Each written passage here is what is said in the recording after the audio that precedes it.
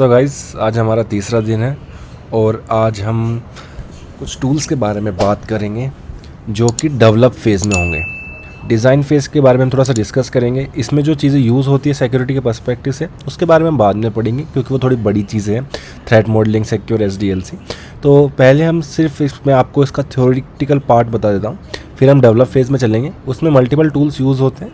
आज हम जिस टूल के बारे में डिस्कस करेंगे वो है टैलिस्मान। तो शुरू करते हैं। तो पहले हम डिस्कस करेंगे इस डिज़ाइन फेज़ के बारे में। ये जैसे डेवऑप्स साइकिल है, ये चालू होती है ऐसी। डिज़ाइन फेज़ में क्या होता है कि हम इनिशियल रिक्वायरमेंट्स को गैदर करते हैं कि एक प्रोडक्ट बनाने के लिए हमें क्या क्या चीज़ें चाहिए। उसके बाद हम ये चेक करते हैं कि हम कोडिंग लैंग्वेज कौन सी यूज़ करेंगे, कौन कौन सी टेक्नोलॉजी स्टैक यूज़ करेंगे, कहाँ पे इसको होस्ट करेंगे और क्या क्या कौन सा डेटाबेस यूज़ करेंगे, कौन सा डेटाबेस में कौन सी लैंग्वेज यूज़ करेंगे। ऑल दो स्टफ्स, बट ये थ्योरेटिकल पार्ट होता है। इसमें हम कुछ कोडिंग शोडिंग नहीं करते।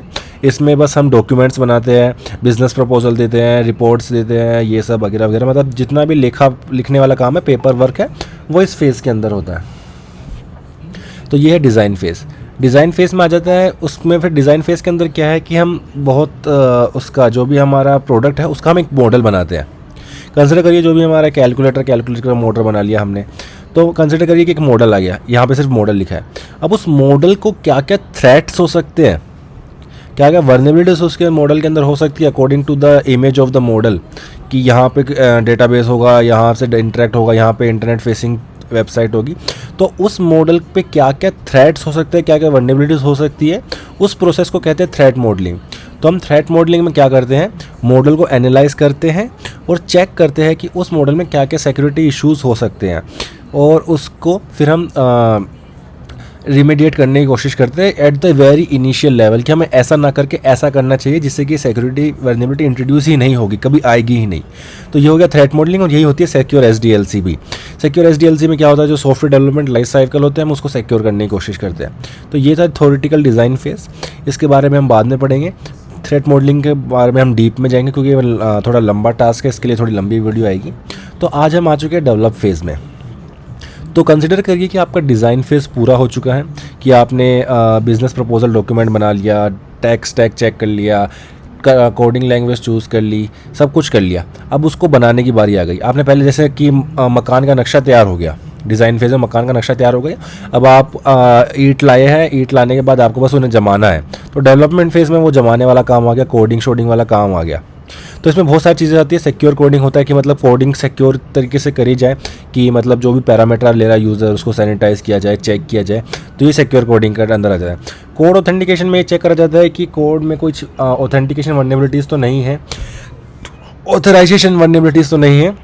और फिर आता है रिपोजिटरी एक्सेस कंट्रोल, क्योंकि जितना भी कोड होता है किसी भी चीज़ का वो प्राइवेट या पब्लिक रिपोजिटरी में स्टोर होता है। जैसे बिटबकेट हो गया, गिटहब हो गया, गिटलैब हो गया, इन सब जगह पे कोड कहीं ना कहीं स्टोर होता है। तो उस रेपोजिटरी पे सबका एक्सेस ना हो, अगर वो ओपन सोर्स नहीं है तो सबका एक्सेस ना हो, ताकि हमारा कोई कोड ना ले पाए, तो उसे कहते हैं रिपोजिटरी एक्सेस कंट्रोल। की इसके पास एडमिन लेवल की प्रिविलेज होनी चाहिए, इसके पास सिर्फ रीड ओनली प्रिविलेज होनी चाहिए, ये सब। तो आगे चलते हैं, अब टूल के बारे में बात करते हैं। तो जिस टूल के बारे में आज हम डिस्कस करेंगे वो टूल है यहाँ पे वहाँ नहीं है तो इस टूल का नाम है टैलिस्मान। तो ये टैलिस्मान टूल करता क्या है एक्चुअली, तो इसके बारे में भी हम आपको दिखा देते हैं। तो स्क्रॉल डाउन करेंगे, ये रीडमी पे चलेंगे। रीडमी का मतलब ये होता है, जो ये फाइल होती है readme.md, ये फाइल क्या होती है, ये ना गिटहब यूज़ करता है as a show, as a introduction और इंस्ट्रक्शन टू द रेपो, कि ये रेपो में क्या क्या पड़ा है। तो ये readme जो .md जो फाइल होती है उसको एक्सट्रैक्ट करके आपको दिखाता है, ऐसे शो करता है ऐसे पेज की तरह। गिटहब और कोई भी रेपोजिटरी हो, चाहे बिटबकेट हो, गिटलैब हो, ये गिटहब हो, ये सब .md वाली फाइल को यूज़ करते हैं दिखाने के लिए। तो टैलिस्मान क्या है टैलिस्मान एक तरह का हुक है जो आपकी गिटहब रिपोजिटरी में लग जाता है। तो इस हुक से मतलब क्या है कि जब भी आप कोड को पुश करेंगे या फिर कमिट करेंगे, इसमें दो चीज़ों पे वर्क करता है, कमिट और पुश पे। जब भी आप कोड को रेपो में पुश करेंगे या कमिट करेंगे तो ये उससे पहले अपनी एक स्कैनिंग करेगा। स्कैनिंग क्या करेगा कि ये चेक करेगा कि यह कोई प्राइवेट कीज़ या कोई टोकन्स, ऑथराइजेशन टोकन या SSH कीज़ या कोई पासवर्ड वाली फ़ाइल या फिर .pam फाइल यहाँ पे मेंशन नहीं कर रखी, .pam फाइल, ये सारी फाइलें कहीं पुश तो नहीं हो रही रेपो पे। तो ये सारी चीज़ें तालिस्मान चेक करता है। बहुत छोटा टूल है और बहुत अच्छा टूल है, क्योंकि कभी कभी क्या होता है कि रेपो पे जाके कभी कभी हार्ड कोडेड वैल्यू स्टोर हो जाती हैं। इसलिए जब भी हम किसी वेबसाइट की टेस्टिंग करते हैं तो हम चेक करते हैं कि इनका पासवर्ड स्टोर तो नहीं है। उन्हें कहते थे कि हार्ड कोडेड वैल्यूज़ है ये। तो ये भी एक तरह की वल्नरेबिलिटीज़ है। और ये वल्नरेबिलिटी से होता क्या है कि कभी कभी आपको एडमिन कंडीशन से मिल जाते हैं और अच्छी API की भी मिल जाती है। ये सब आप उसको एक्सप्लॉइट कर सकते हैं, मिसयूज़ कर सकते हैं। तो अगर आपको लाइनेक्स में इंट्रोड्यूस करना है प्री कमिट हुक का मतलब ये है कि जब भी आप कमिट करेंगे उससे पहले तालिस्मान चलेगा, ये टूल चलेगा और चेक करेगा कि कहीं कोई आप गलत चीज़ तो पुश नहीं कर रहे। यह है प्री कमिट हुक।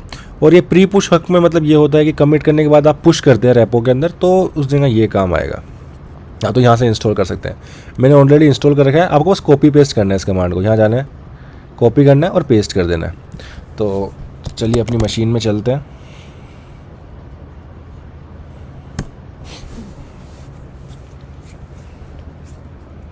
तो ये हम अपनी मशीन में आ गए हैं। तो मैं आपको एक जो चीज़ दिखा देता हूँ पहले उससे, ls-a के बाद हम चलते हैं .git टेम्पलेट में, cd .git टेम्पलेट। यहाँ पे आपको एक चीज़ देखेगी हुक्स, cd हुक्स में आ गए। अब यहाँ पे आपको दिखेगा एक प्री कमिट, इसको हम कैट कर लेते हैं, प्री कमिट। तो इसमें आपको तालिस्मान दिखेगा, देखिए ये रहा तालिस्मान इंटरेक्टिव, ये तालिस्मान की फ़ाइल है कि हमने तालिस्मान को ऑलरेडी पहले से इंस्टॉल कर रखा है। जब आप इंस्टॉल करेंगे तो आपके पास भी ऐसा ही आ जाएगा। तो हम चलते हैं अपनी होम डायरेक्टरी पे। यहाँ पे एक रेपो पड़ी है, CD क्लाउड फॉर्मेशन। ओके, तो अब मैं एक चीज़ दिखाता हूँ कि इसमें एक फ़ाइल बना रखी है मैंने, password.txt। इसको मैं रिमूव कर देता हूँ, password.txt। अब ये रिमूव हो गई है।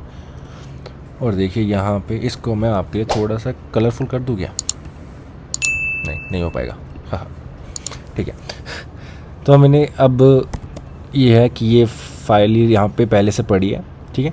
अब क्या कर रहा हूँ मैं कि यहाँ पे अब मैं इसको पुश करने की कोशिश करूँ। पहले तो मैं आपको स्टेटस दिखाता हूँ, गेट स्टेटस, कि एक पासवर्ड की फ़ाइल डिलीट हो गई है और एक TMC एक तालिस्मान.rc फाइल भी बना रखी है। इसको भी रिमूव कर देते हैं ताकि इजीली अंडरस्टैंडेबल हो जाएगा। rm-talisman.rc, कूल, ये भी रिमूव हो गया। हमारे इतनी सी फाइल। अब ये हमारे मान लीजिए ये हमारी रेपो है, इसके अंदर ये रेपो मैंने यहाँ से कॉपी करी है, मेरी ही खुद की रेपोजिटरी है। कहाँ है मेरी रेपोजिटरी? दिखाई नहीं दे रही।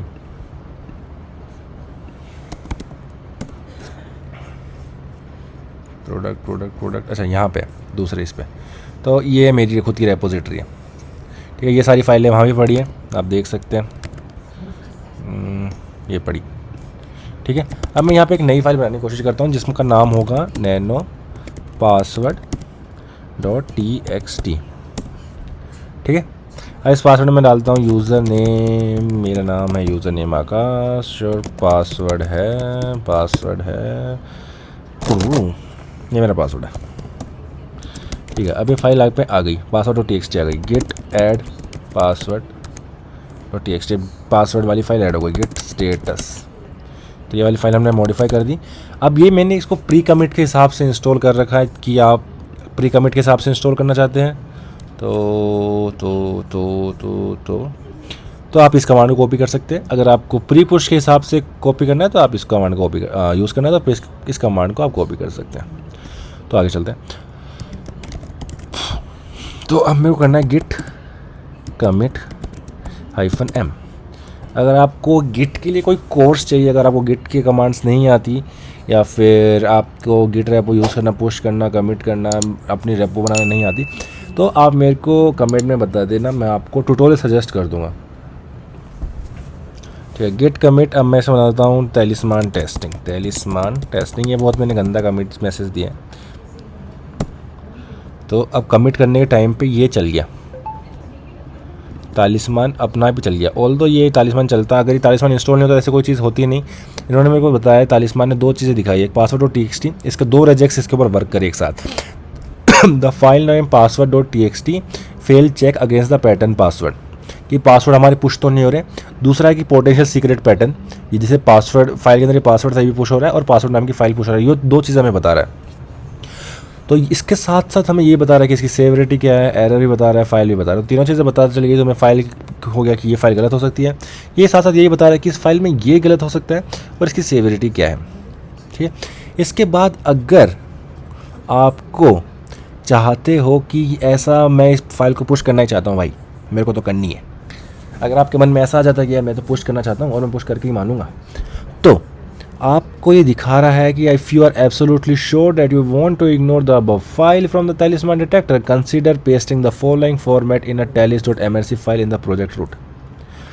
तो ये कहना चाहता है कि अगर आपको ये फाइल को इग्नोर करना है तो आप इस कंटेंट को पेस्ट कर दीजिए, एक न्यू फाइल बना के जिसका नाम होगा ये, उस फाइल के अंदर आप इस कंटेंट को पेस्ट कर दीजिए, जिससे क्या होगा कि ये वाली फाइल को इग्नोर कर दिया जाएगा।